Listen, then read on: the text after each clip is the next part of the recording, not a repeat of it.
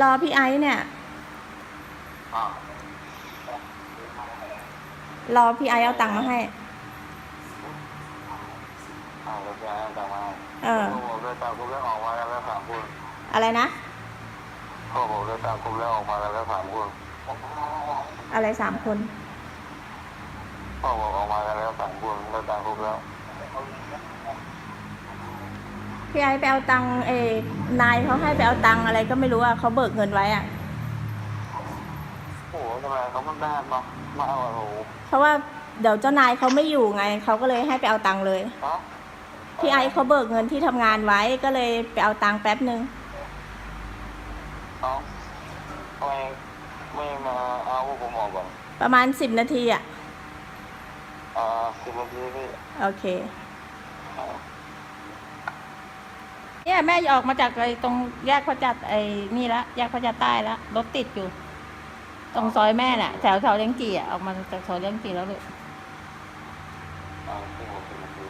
ก็นั่นแหละพอรถติดอยู่ไหนอยู่ตรงเนี้ยเดี๋ยวไปโอเค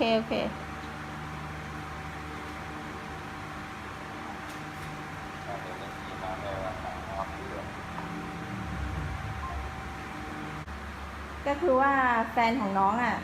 โทรมาบอกว่าโดนจับแล้วทีนี้น่าจะประมาณ6 โมงเย็นที่โดนแล้วเขาบอกว่าให้เอาเงินไปให้เขาก็คือว่าน้องผู้ชายอ่ะโทรหาเพื่อนให้ไปรับกลับบ้านและน้องผู้ชายก็ไม่รู้ว่าคือคนนั้นอ่ะโดนจับประมาณเนี้ยค่ะโดนจับเรื่องอะไรครับโดนยาเสพติดค่ะโดนแค่เสพหรือว่ามีครอบครองครับเขาบอกว่ามียาด้วยก็คือโดนจับไปแต่เราก็ไม่รู้ว่าเป็นตำรวจจริงหรือเปล่าใช่เราไม่รู้ว่าเป็นตำรวจจริงหรือเปล่าเพราะว่าเขาให้เอาเงินไปให้เพื่อที่จะปล่อยตัวน้องให้เอาเงินไปเท่าไหร่ครับตอนแรกบอกว่า300,000แล้วก็ลดมาเหลือ200,000ก็คือให้เราเอาเงินไปให้ที่ไหนครับ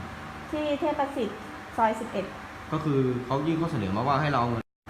เอาเงิน200,000 บาทไปให้เขาแล้วเขาจะปล่อยตัวน้องเรากลับมาใช่แล้วเขาได้มีการพูดคุยจำนวนเงินตั้งแต่กี่โมงถึงกี่โมงครับน้องโทรมาตั้งแต่ช่วงเช้าเหรอครับใช่ตั้งแต่ตอนนี้ก็ยังโทรมาคุยตอนนี้ก็ยังโทรมาให้เอาเงินไปให้